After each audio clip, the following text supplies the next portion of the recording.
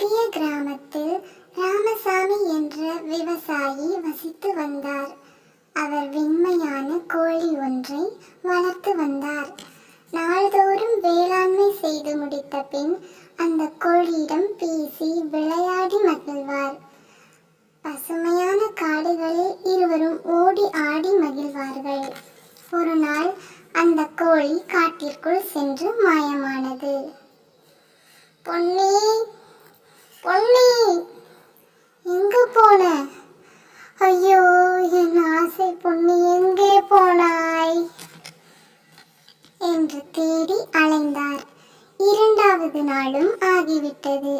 பொன்னியை காணவில்லை. ஐயோ, என் மகளே, என் பொன்னி எங்கே என்று கண்ணீர் விட்டுக்கொண்டே தன் வீட்டின் கட்டிலில் அமர்ந்தார்.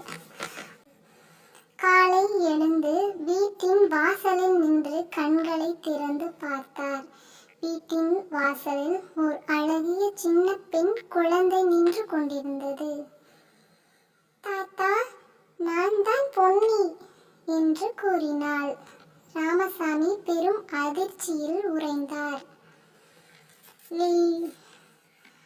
ஆம் தாத்தா, நான் ஒரு மாய நிலத்தில் இருக்கும் குழந்தை. நான் இத்தனை நாள் ஒரு சாபத்தில் அடைந்திருந்தேன். அதனால் நான் கோழியாக மாறினேன். நீங்கள் எனக்கு சத்தியமான அன்பு கொடுத்தீர்கள். அதனால் அந்த சாபம் விலகியது. இன்று மனித வடிவில் வந்துள்ளேன். ராமசாமியால் அதை நம்ப முடியாமல் அந்த சிறுமியை கட்டிப்பிடித்தார். ஊரே அதிசயத்தில் மூழ்கியது. சாபம் நீங்கிய சிறுமி தாத்தாவின் பேத்தியாகவே வாழ்ந்தாள்.